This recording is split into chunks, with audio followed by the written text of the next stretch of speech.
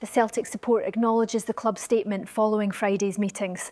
We note the repeated platitudes about listening, understanding concerns and a shared ambition. However, after years of similar empty rhetoric, your words ring hollow. Your statement is a masterclass in deflection and corporate spin, designed to obfuscate rather than address the core issues. We reject its central premise and demand accountability, not excuses.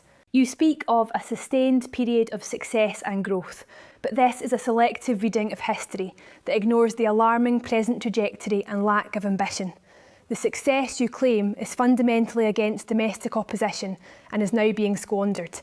The evidence of managed decline is stark. This season's humiliating exit from the Champions League qualifiers was not an anomaly. It was the culmination of 2 years of declining performance and a squad that is visibly weaker than the one that reached the 2022-23 group stages. The current approach appears to be to sell top assets and replace them with cheaper, inferior alternatives, while failing to address glaring weaknesses in the team. This is not a model for growth, it is a model for stagnation and decline, prioritising profit and director pay over performance. Your attempt to hide behind UEFA's financial sustainability regulations is disingenuous and an insult to the intelligence of the support. The regulations are not the primary issue. Your interpretation and application of them are. The rules govern spending as a proportion of revenue. Celtic's revenue has never been higher, breaking the £120 million barrier in the last accounts. The problem is not the percentage we are allowed to spend, but the board's refusal to invest a competitive percentage of that record income back into the football department and thereby increase that revenue. You state that cash reserves are not relevant. This is a convenient smokescreen. While cash itself isn't directly counted in the FSR calculation, it is the lifeblood that allows for transfer fees to be paid up front and for contracts to be secured. A healthy cash position provides the stability to be ambitious within the rules. You're using UEFA as a shield to justify a pre-existing desire not to spend, presenting a choice as a necessity. This board's behaviour is not new. It is a repeat of historic failures that have crippled our club for generations. To blame this season's transfer window failure on factors out with the club's control is breathtaking.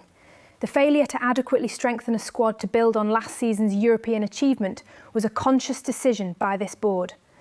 The debacle that was Lowell's 10 in a row season was a catastrophic misjudgment that cost us a legacy-defining title, and it was executed with the same arrogance and self-sustaining model rhetoric we hear today. It is not new. Just years after being champions of Europe, a period of bordering complacency and failure to invest saw the club fall into a steep decline, watching our rivals dominate for a decade. We are witnessing the same pattern unfold, resting on past laurels while the foundations crumble. History is repeating itself because the same flawed custodial mindset persists. Your statement confirms the greatest fear of the support, a complete lack of new ideas, ambition or direction.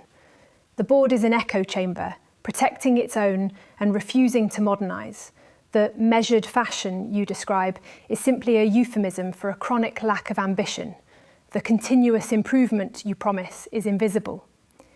The same individuals with the same failed strategies remain in charge of football operations, shielded from accountability by a board that values stability and personal connections over success. We do not seek a reckless abandonment of financial prudence.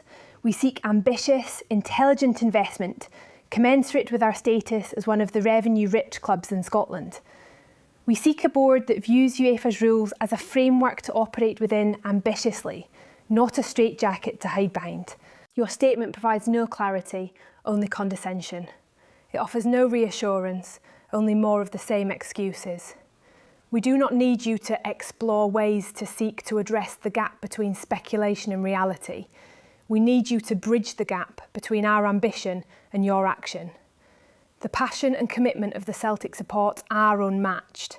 They deserve a board that matches that ambition, not one that constantly seeks to lower expectations and manage decline. The time for warm words is over.